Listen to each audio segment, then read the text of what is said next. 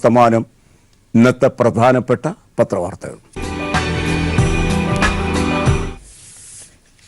ഇന്ന് ലോക നാടക ദിനമാണ്. അസംഖ്യം വലിയ നാടകങ്ങൾ അരങ്ങേറുന്നത് യഥാർത്ഥത്തിൽ ഒരു രാജ്യത്തിൻ്റെ അഥവാ ലോകത്തിൻ്റെ രാഷ്ട്രീയ മണ്ഡലത്തിൽ തന്നെയാണ്. ഇന്ത്യയുടെ രാഷ്ട്രീയ മണ്ഡലത്തിൽ അരങ്ങേറിയ വലിയ വലിയ നാടകങ്ങളിൽ പ്രധാനപ്പെട്ട ഒന്നാണ് നരേന്ദ്രമോദി അധികാരത്തിൽ വന്നതിന് ശേഷം നടപ്പാക്കിയ നോട്ട് നിരോധനം. പഴയ നോട്ടുകൾ റദ്ദാക്കി പുതിയ നോട്ടുകൾ കൊണ്ടുവരുന്നു. അതേ ഉള്ളൂ. അത് വലിയ കൊട്ടിഘോഷവും ആഘോഷവുമാക്കുകയുണ്ടായി നരേന്ദ്രമോദി. 2016 നവംബർ 8 ഒരു രാത്രി പ്രഖ്യാപനമായിരുന്നു അത്. നാളെ മുതലല്ല, ഇന്ന് ഈ നിമിഷം മുതൽ 1000-ന്റെയും 500-ന്റെയും നോട്ടുകൾ അസാധുവാക്കുന്നു താൻ. കാരണം അതിൽ പറഞ്ഞു കേട്ട കാരണം കള്ളപ്പണം പിടിക്കാൻ പോകുന്നു എന്നതാണ്. ഏതായാലും ആ പ്രഖ്യാപനം അന്ന് അദ്ദേഹം ആ നിമിഷം ദൃശ്യമാധ്യമങ്ങളിലൂടെ നമ്മോട് ചെയ്യുമ്പോൾ ആ തീരുമാനത്തിന് റിസർവ് ബാങ്ക് ഓഫ് ഇന്ത്യയുടെ പിന്തുണയുണ്ടായിരുന്നില്ല.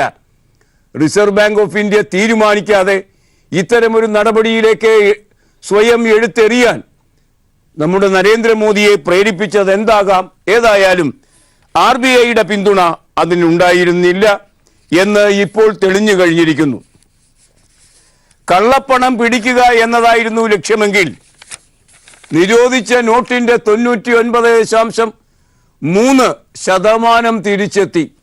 കള്ളപ്പണം കാര്യമായി ഇല്ല എന്ന നിഗമനത്തിലേക്ക് നാം എത്തിച്ചേർന്നു. ഏതായാലും തിരിച്ചു വന്ന നോട്ടുകൾ 2016 ഡിസംബർ 31 എണ്ണിത്തീർന്ന് അതിൻ്റെ റിസൾട്ട് പറയും എന്നാണ് അന്ന് മോദി പറഞ്ഞത്. എങ്കിൽ ഡിസംബർ 31 അദ്ദേഹം പറഞ്ഞു മാർച്ച് 31 പറയാം എന്നായിരുന്നു. എന്നാൽ എത്ര നോട്ടാണ് തിരിച്ചു വന്നത് റിസർവ് ബാങ്ക് ഓഫ് ഇന്ത്യയിലേക്ക്? അതേ സംബന്ധിച്ച കൃത്യമായ കണക്ക് 2018 ആഗസ്റ്റ് 28 അദ്ദേഹം പറയുന്നത്, RBI പറയുന്നത്. അതായത് നോട്ട് നിരോധിച്ചതിന് ശേഷം 1 വർഷവും 9 മാസവും 20 ദിവസവും കഴിഞ്ഞാണ് അതിൻ്റെ വിശദാംശങ്ങൾ രാഷ്ട്രത്തോട് പറയാൻ മോദി തയ്യാറായത്. ഈ കാലഘട്ടത്തിൽ എന്താണ് സംഭവിച്ചത്? ഇതൊരു സാങ്കേതിക പിഴവായി കണക്കാക്കാൻ പറ്റില്ല. എത്ര പഴയ നോട്ടുകൾ വരുന്നു, എത്രയൊക്കെ മാറി എന്നതിനെ സംബന്ധിച്ച എല്ലാ ദിവസത്തെ കണക്കുകളും അന്നന്ന് വൈകുന്നേരം റിസർവ് ബാങ്ക് ഓഫ് ഇന്ത്യയെ ഏൽപ്പിക്കുക എന്നത് എല്ലാ ബാങ്കുകളുടെയും ഉത്തരവാദിത്വമാണ്. അങ്ങനെയാണ് നടന്നുകൊണ്ടിരിക്കുന്നത്. ഒരു ബാങ്കിൽ ഇന്ന് നടക്കുന്ന ഇടപാടുകളുടെ മുഴുവൻ ചിത്രവും അന്ന് വൈകുന്നേരം എരിഞ്ഞടങ്ങുന്നതിന് മുമ്പ് റിസർവ് ബാങ്കിൽ എത്തിയിരിക്കും. ഇപ്പോൾ നമ്മുടെ ലോകം ഡിജിറ്റൽ ആയിരിക്കുന്നത് കൊണ്ട് ഇവിടെ എന്ത് നടന്നാലും ആ നിമിഷം റിസർവ് ബാങ്കിൽ അറിയും. അങ്ങനെ വരുമ്പോൾ എന്തിനായിരുന്നു നോട്ടെണ്ണൽ എന്ന പ്രഹസനത്തിൻ്റെ കാലതാമസം? 1 വർഷവും 9 മാസവും 20 ദിവസവും ചേർന്ന് എണ്ണിയാൽ ഒടുങ്ങാത്ത എത്ര നോട്ടാണ് ഉണ്ടായിരുന്നത്? പിന്നെ എന്തിനാണ് ഈ താമസം എടുത്തത്? അത് എന്തിനായിരുന്നു എന്നതിനെ സംബന്ധിച്ച് വലിയൊരു വെളിവാക്കൽ ഇന്നലെ ദൃശ്യമാധ്യമങ്ങൾ, വാർത്താ ലോകം നമുക്ക് തരികയുണ്ടായി. ഈ നോട്ട് നിരോധനത്തിൻ്റെ പിന്നിലെ വമ്പൻ അഴിമതി തിരശീല നീക്കി പുറത്തു വരുന്ന ആളുകളെ പിന്നാമ്പുറത്ത് നിന്ന് കുത്തുന്ന ഒരു വലിയ വാർത്തയായി അത് പരിവർത്തിച്ചു. അതൊരു തെരഞ്ഞെടുപ്പ് വാർത്തയാണ് ഇന്ന്. കാരണം ഇതിനെ മുൻനിർത്തിയാണ് വോട്ട് ചോദിക്കുന്നത് മോദി. മാധ്യമം എന്ന പത്രത്തിൻ്റെ ആദ്യ വാർത്ത കാണുക. BJPക്കെതിരെ പ്രതിപക്ഷ പാർട്ടികൾ, നോട്ട് അഴിമതിക്ക് തെളിവ്.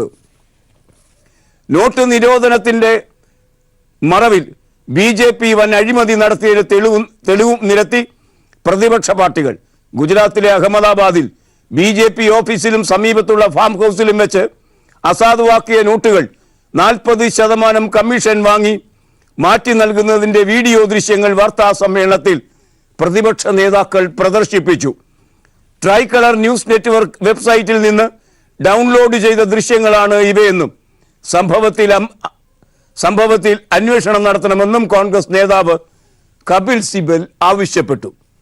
40% വില കുറച്ച് ഏതു നോട്ടും മാറ്റിക്കൊടുക്കാം എന്ന് BJPയുടെ ഓഫീസിലെ ആളുകൾ പറയുന്നു. BJPയുടെ ഓഫീസിൽ 50 കോടി രൂപ അടക്കി വെച്ചിരിക്കുകയാണ് ഇങ്ങനെ മാറ്റിക്കൊടുക്കാൻ, വാണിഭം നടത്താൻ നോട്ട് വാണിഭം അങ്ങനെ നടത്തിക്കൊണ്ടിരിക്കുകയായിരുന്നു ഈ 1 വർഷവും 9 മാസവും 20 ദിവസവും.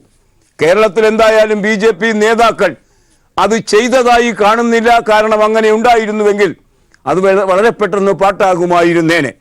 അതുകൊണ്ട് കേരളത്തിൽ അത് ചെയ്യാതിരിക്കാൻ അവർ ശ്രദ്ധിച്ചിട്ടുണ്ട്. പക്ഷേ ഇതിപ്പോൾ പിടിച്ചിരിക്കുന്നത് ഗുജറാത്തിൽ നിന്നാണ്. അത് പൂർണ്ണമായും അവരുടെ സംസ്ഥാനമായിരിക്കുന്നത് കൊണ്ട് സുഗമമായി നോട്ട് മാറ്റിക്കൊടുക്കാൻ കഴിഞ്ഞു. 40% വ്യത്യാസത്തിനാണ് അന്ന്. അതായത് 1000 രൂപ കൊടുത്താൽ 600 രൂപ തിരിച്ചു നൽകും നല്ല നോട്ട്. ബാക്കി 400 രൂപ പോക്കറ്റിൽ കിടക്കും. അങ്ങനെ BJPയുടെ നേതാക്കളൊക്കെ ഒറ്റയടിക്ക് അവരെയൊക്കെ പണക്കാരാക്കാൻ ആയിരുന്നു നരേന്ദ്രമോദി ഇത് പ്രഖ്യാപിച്ചത്. അല്ലാതെ പറഞ്ഞതുമാതിരി കള്ളനോട്ട് പിടിക്കാനൊന്നും ആയിരുന്നില്ല. ആ നിലയ്ക്ക് ഒരുപക്ഷെ ലോകം കണ്ട ഏറ്റവും വലിയ തട്ടിപ്പ്, ലോകത്തെ ഏതു പ്രധാനമന്ത്രിയും ചെയ്യാൻ അറയ്ക്കുന്ന ഏറ്റവും വലിയ തട്ടിപ്പാണ് നരേന്ദ്രമോദി ചെയ്തു കൊടുത്തത്. സ്വന്തം പാർട്ടിയിലെ അണികൾക്ക് അല്ലെങ്കിൽ നേതാക്കൾക്ക് യഥേഷ്ടം പണം ഉണ്ടാക്കാൻ ഒരു വലിയ വാതിൽ അദ്ദേഹം തുറന്നു കൊടുത്തു. അതായിരുന്നു നോട്ട് നിരോധനം എന്ന അവസ്ഥയിലേക്ക് എത്തുമ്പോൾ എത്ര വലിയ നിലവാരത്തിലാണ് ഭാരതീയർ കബളിപ്പിക്കപ്പെട്ടത് എന്ന യാഥാർത്ഥ്യം നാം തെരഞ്ഞെടുപ്പിന്റെ ഈ ഘട്ടത്തിൽ കാണേണ്ടതുണ്ട്. വർത്തമാനങ്ങൾ വലുതാണ്, പക്ഷേ പറഞ്ഞതൊക്കെ കളവാണ്. ചൗക്കീദാർ ചോർ ഹേ എന്ന് പറയുമ്പോൾ ഒരു കള്ളൻ പ്രധാനമന്ത്രിക്ക് മാത്രമേ ഈ നിലയ്ക്ക് ജനങ്ങളെ വഞ്ചിച്ചുകൊണ്ട് കാര്യങ്ങൾ ചെയ്യാൻ കഴിയൂ. രാജ്യം എവിടെ പോയാൽ അദ്ദേഹത്തിന് എന്താണ് പണം ലഭിക്കുക എന്നതിലപ്പുറം. ആ നിലയ്ക്കാണ് നമുക്ക് മനസ്സിലാക്കാൻ കഴിയുന്നത് ഈ 1 വർഷവും 9 മാസവും 20 ദിവസവും സുഗമമായി പറ്റിച്ചുകൊണ്ടേയിരുന്നു ഈ BJPയുടെ നേതാക്കൾ. കമ്മീഷൻ ബേസിൽ നോട്ടുകൾ വിറ്റുമാറ്റിക്കൊണ്ട് വലിയ കമ്മീഷൻ നേതാക്കൾ അടിച്ചുകൊണ്ടിരിക്കുമ്പോൾ യഥാർത്ഥത്തിൽ ജനങ്ങളിൽ നിന്നാണ് മറച്ചുവെക്കപ്പെട്ടത്. വലിയ വലിയ നാടകങ്ങളുടെ സങ്കേതമാണ് രാഷ്ട്രീയം എന്നത് ഇനിയും നമുക്ക് അതറിയാൻ ഇതിലും വലിയ തെളിവ് എന്താണ് നമുക്ക് വേണ്ടത്? ആ നിലയ്ക്കാണ് ആ വലിയ കൊട്ടിഘോഷിക്കപ്പെട്ട സംഭവം ഇപ്പോൾ അധപ്പതിച്ചിരിക്കുന്നത് എന്നാണ് ഇന്നലെ വാർത്താ സമ്മേളനത്തിൽ കപിൽ സിബൽ പുറത്തേക്ക് വിട്ട ദൃശ്യങ്ങൾ കാണിക്കുന്നത്. നോക്കൂ, മോഷ്ടിച്ചത് മുഴുവൻ BJPക്കാരാണ്. കള്ളന്മാരുടെ പാർട്ടിയാണ് അത്. സത്യത്തിൽ ജയിലിൽ കിടക്കേണ്ടവർ രാഷ്ട്രീയത്തിൽ വന്നാൽ ആ പാർട്ടി എങ്ങനെയായിരിക്കുമോ അതാണ് മോദിയുടെ പാർട്ടി എന്ന് ഏറെക്കുറെ ഉറപ്പിക്കാൻ കഴിയുന്ന സമയത്ത് ഇന്നലെ നിർമ്മല സീതാരാമൻ തിരുവനന്തപുരത്തുണ്ടായിരുന്നു. അവർ നടത്തിയ പ്രസംഗത്തിന്റെ ഭാഗം കേരള കൗമുദി കാലികം പേജിൽ നമുക്ക് തരുന്നു. മോദിയെ കളിയാക്കുന്നത് പൊതുമുതൽ കൊള്ളയടിക്കാൻ നിർമ്മല സീതാരാമൻ. കള്ളന്മാരങ്ങനെയാണ്. കള്ളൻ പോന്നേ എന്ന് വിളിച്ചു കൂയിക്കൊണ്ട് അവർ ആളുകളുടെ ശ്രദ്ധ തിരിച്ച് അരങ്ങ് വിടും മോഷണ മുതലുമായി. അതുപോലെയാണ് ഇന്ത്യ കണ്ട ഏറ്റവും വലിയ മോഷണത്തിന് നേതൃത്വം കൊടുത്ത ഒരു കള്ളൻ പ്രധാനമന്ത്രി. ആ പ്രധാനമന്ത്രിയെ കുറിച്ച് നിർമ്മല സീതാരാമൻ അവരുടെ വിഹിതം കൈപ്പറ്റിയോ എന്ന് നമുക്കറിയില്ല. ഏതായാലും നിർമ്മല സീതാരാമൻ പറയുന്നു, മോദിയെ കളിയാക്കുന്നത് പൊതുമുതൽ കൊള്ളയടിക്കാൻ, മറ്റുള്ളവരാണ് കൊള്ളയടിച്ചത് എന്നാണ് പറയുന്നത്. വാർത്ത ഇപ്രകാരം: ലോകത്ത് രാജ്യത്തിന്റെയും ഇന്ത്യക്കാരുടെയും അന്തസ്സും ആത്മാഭിമാനവും ഉയർത്തിയ ഭരണം കാഴ്ചവെച്ച മോദിയെ പ്രതിപക്ഷത്തിന് കളിയാക്കാനേ കഴിയൂ എന്നും അനുകരിക്കാനാവില്ലെന്നും പ്രതിരോധ മന്ത്രി നിർമ്മല സീതാരാമൻ. ഒരു നിലവാരത്തിലും അനുകരണീയ യോഗ്യത ഇല്ലാത്ത ഒരാളാണ് നരേന്ദ്രമോദി. അദ്ദേഹത്തെ കളിയാക്കുന്നത് കൊള്ളക്കാരാണ് എന്ന് പറയുമ്പോൾ മോദിയേക്കാൾ വലിയൊരു കൊള്ളക്കാരൻ ഇന്ത്യയിൽ ജനിച്ചിട്ടേ ഉണ്ടാകില്ല എന്ന് ഈ നോട്ട് നിരോധനം പോലെ അമ്പെ പരാജയപ്പെട്ട ഒരു പദ്ധതി ഒറ്റയടിക്ക് തെളിയിച്ചിരിക്കുന്നു. ഇന്ന് അതേ പേജിൽ തന്നെ കേരള കൗമുദി തരുന്ന ഒരു വാർത്ത, വിവരങ്ങൾ നൽകുന്ന ഒരു വാർത്ത. ഇതപര്യന്തം കേരളത്തിൽ നിന്ന് 8 സ്ത്രീകളാണ് ലോക്സഭ കണ്ടത്. നന്നേ കുറവാണത്. 8 സ്ത്രീ ശാക്തീകരണം കേരളത്തിൽ നിന്ന് ഇതുവരെ ലോക്സഭയിലെത്തിയത് 8 വനിതകൾ മാത്രം. Annie Mascarene, Susheela Gopalan, Bhargavi Thankappan, Savithri Lakshmanan, AK Premajam, P Sathidevi, CS Sujatha, PK Sreemathi, അങ്ങനെ 8 പേർ, അതിൽ 6 പേരും ഇടതുപക്ഷത്തിൽ നിന്ന് പോയവരാണ് എന്നത് മറ്റൊരു കൗതുകം. കേരളത്തിൽ ഒരു ദിവസം കഴിഞ്ഞാൽ പത്രികാ സമർപ്പണമാണ്. പത്രികാ സമർപ്പണം തുടങ്ങുമ്പോൾ വയനാടിൻ്റെ അവസ്ഥ എന്താണ്? പത്രിക ഒരാൾ സമർപ്പിച്ചു കഴിഞ്ഞാൽ അയാൾ തന്നെ മത്സരിക്കണമല്ലോ. സിദ്ദിഖ് പത്രിക സമർപ്പിക്കുമോ? വയനാട്ടിൽ തട്ടി ഉലഞ്ഞ് തെരഞ്ഞെടുപ്പ് വഞ്ചി. ദേശാഭിമാനി അത് ലീഡ് വാർത്തയാക്കിയിരിക്കുന്നു. കാണുക. നാമനിർദ്ദേശ പത്രിക സമർപ്പണം തുടങ്ങാൻ ഒരു ദിവസം മാത്രം ശേഷിക്കെ ഒറ്റക്കെട്ടായി പ്രചാരണ രംഗത്തിറങ്ങാൻ കഴിയാതെ UDF. വയനാട് സ്ഥാനാർത്ഥിത്വത്തിലെ കുരുക്കും വടകരയിലെ പ്രഖ്യാപനം നീളുന്നതും PC ചാക്കോ, KB തോമസ് തുടങ്ങിയ മുതിർന്ന നേതാക്കൾ പ്രചാരണത്തിൽ നിന്ന് വിട്ടുനിൽക്കുന്നതും ആണ് കോൺഗ്രസിനെ പ്രതിസന്ധിയിലാക്കുന്നത്. രാഹുൽ ഗാന്ധിയുടെ സ്ഥാനാർത്ഥിത്വത്തിൽ 4 ദിവസമായും തീരുമാനം വരാത്തത് കോൺഗ്രസ് നേതാക്കളെ അപഹാസ്യരാക്കിയിരിക്കുന്നു. വടകരയിലെ സ്ഥാനാർത്ഥി പ്രഖ്യാപനം തന്നെ ഉണ്ടായിട്ടില്ല. അതേ സംബന്ധിച്ച് ഇതുവരെ ഇതപര്യന്തം വന്ന ലിസ്റ്റിൽ മുരളീധരന്റെ പേരുമില്ല. അങ്ങേയറ്റം അലങ്കോലമായി കിടക്കുകയാണ് കോൺഗ്രസിന്റെ ഈ തെരഞ്ഞെടുപ്പ് രംഗം. അത് അവരുടെ കാര്യം. പക്ഷെ ഒരു കാര്യം നാം മനസ്സിലാക്കണം. ഈ നാമനിർദ്ദേശ പത്രിക സമർപ്പിക്കുമ്പോഴെങ്കിലും, അതായത് ഇന്നും നാളെയും ഒക്കെയായി, ഈ കാര്യത്തിൽ രാഹുൽ ഗാന്ധി തീരുമാനിക്കുമോ എന്ന്. രാഹുലിന്റെ തീരുമാനം ഇന്ന് വന്നേക്കും എന്ന് M പ്രശാന്ത് ന്യൂഡൽഹിയിൽ നിന്ന് K ശ്രീകണ്ഠനൊപ്പം, ഇതെല്ലാം ദില്ലി വാർത്തകളാണ്, റിപ്പോർട്ട് ചെയ്യുന്നു. കോൺഗ്രസ് അധ്യക്ഷൻ രാഹുൽ ഗാന്ധി ദക്ഷിണേന്ത്യയിൽ എവിടെ മത്സരിക്കുമെന്ന കാര്യത്തിൽ ബുധനാഴ്ച തീരുമാനമുണ്ടായേക്കും. സിദ്ദിഖിനെ മാറ്റിയതിനെതിരെ സമസ്ത മുസ്ലിങ്ങളുടെ വിയോജിപ്പ്. വയനാട്ടിൽ രാഹുൽ ഗാന്ധിയെ സ്വാഗതം ചെയ്ത മുസ്ലിം ലീഗ് നേതൃത്വവും പുലിവാല് പിടിച്ച മട്ടിലാണ്.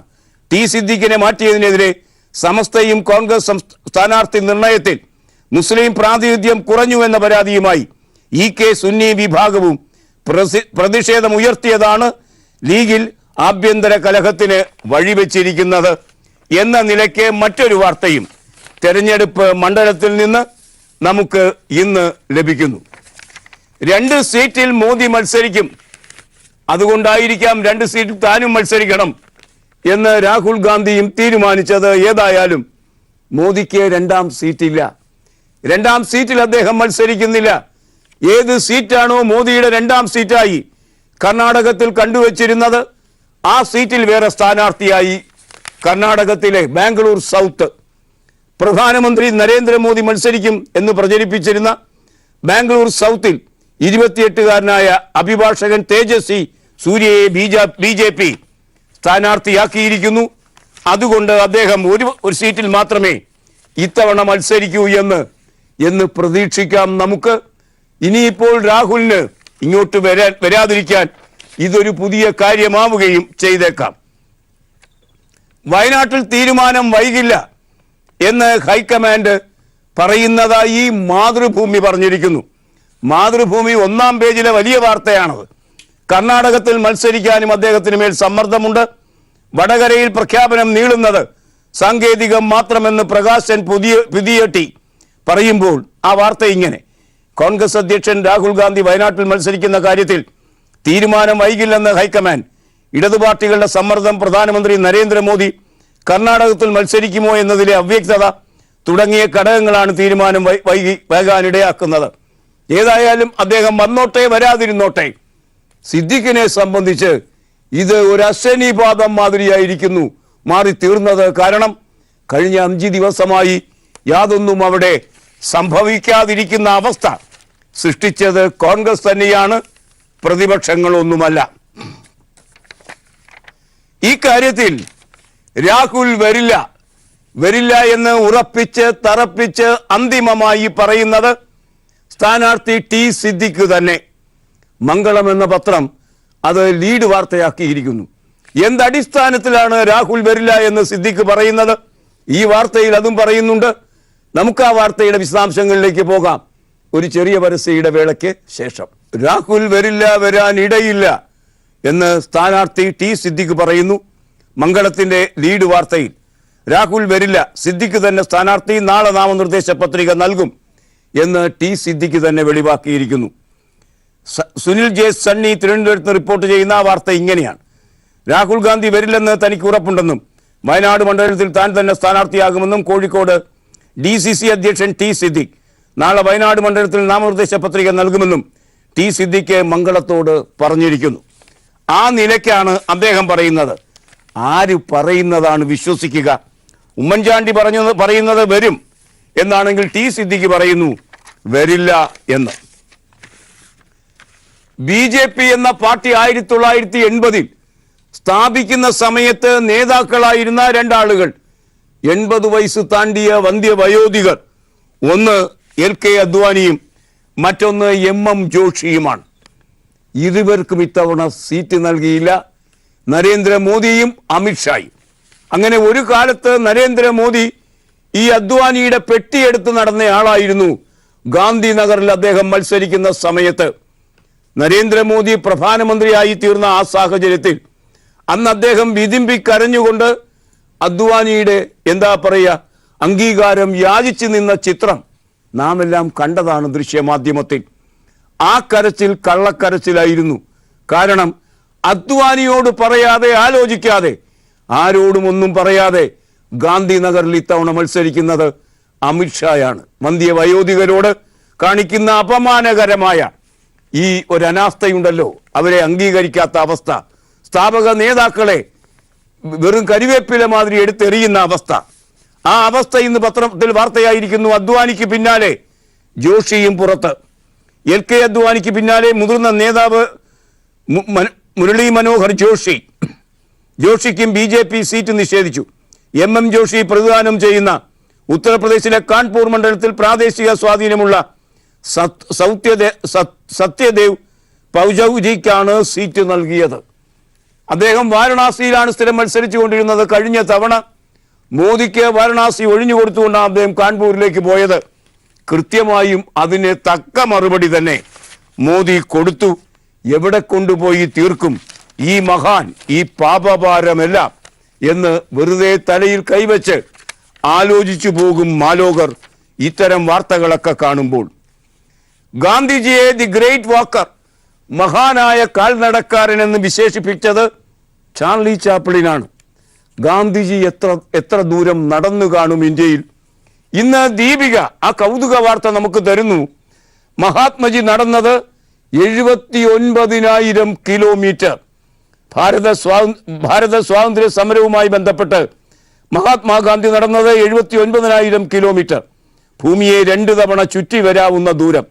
1913 മുതൽ 1948 വരെയുള്ള 36 വർഷം കൊണ്ടാണ് ഈ നടപ്പ് എന്നും അതേ സംബന്ധിച്ച കണക്കുകൾ പറയുന്ന വാർത്തയിൽ ദീപിക നമ്മോട് പറയുന്നു.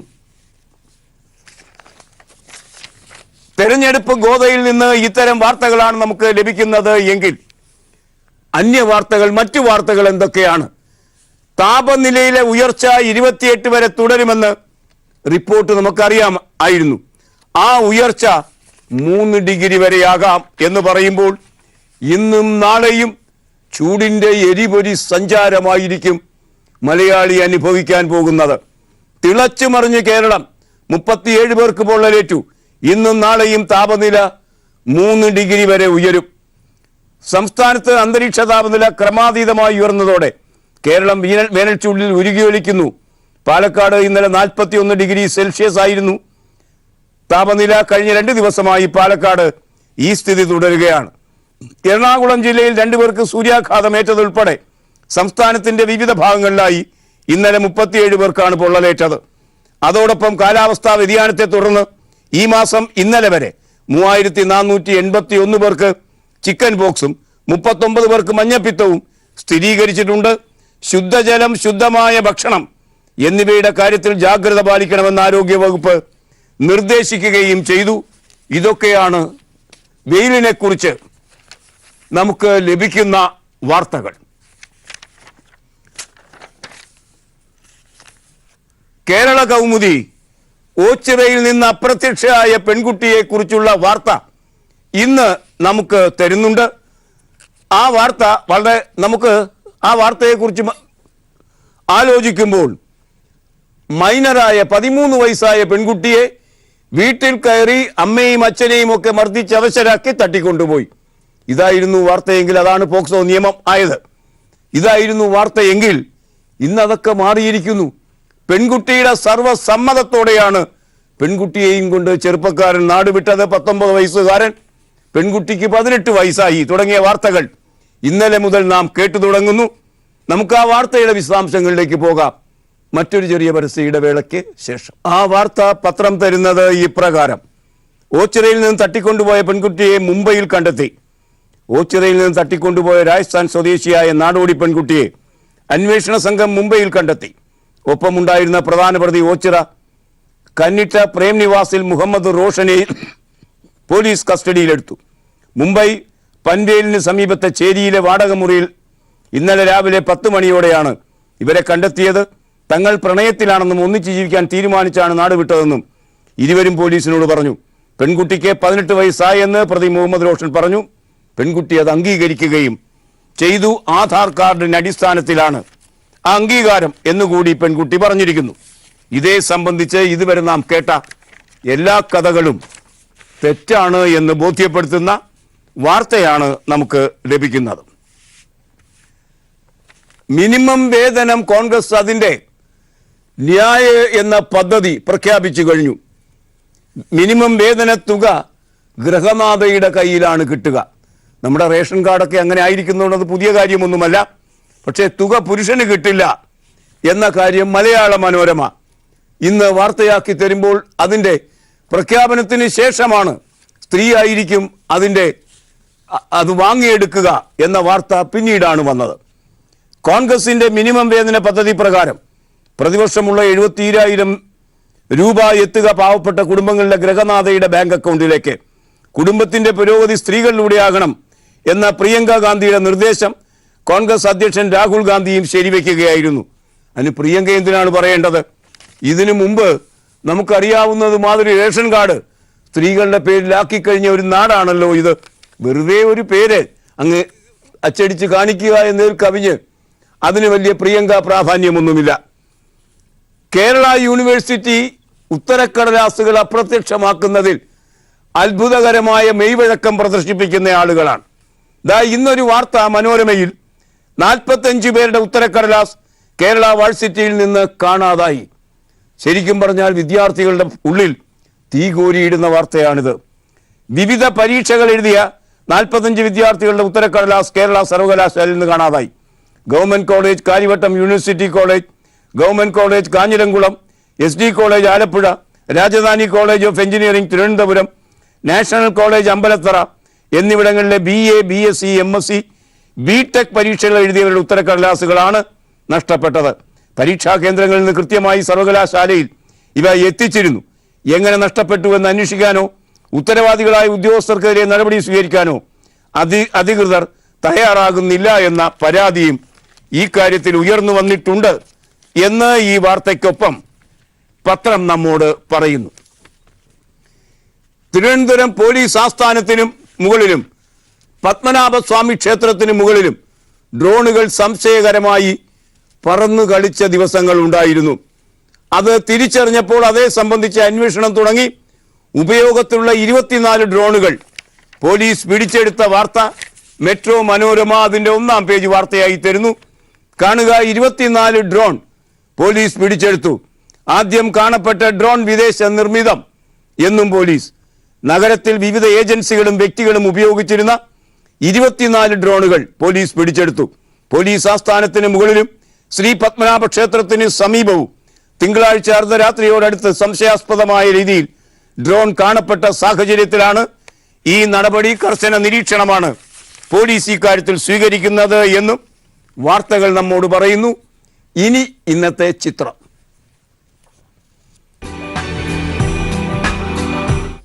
പരീക്ഷച്ചൂടും പകൽച്ചൂടും മത്സരിച്ച് മുന്നോട്ട് പോകുമ്പോൾ ഇന്നലെ പരീക്ഷച്ചൂടിന് ശമമായി. ഈ ചിത്രം കാണുക. ഇത് തിരുവനന്തപുരം സെന്റ് ജോസഫ് സ്കൂളിൽ നിന്നുള്ള ഒരു ദൃശ്യമാണ് നിങ്ങൾ കാണുന്നത്. പരീക്ഷ കഴിഞ്ഞ് വീട്ടിലേക്ക് സന്തോഷത്തോടെ മടങ്ങുന്ന സുഹൃത്തുക്കളുടെ ദൃശ്യം മാതൃഭൂമി നഗരംപുറം തന്നിരിക്കുന്നു. ഈ ദൃശ്യത്തോടെ ഇന്നത്തെ വർത്തമാനം സമാപിക്കുകയാണ്. Nice day, good bye.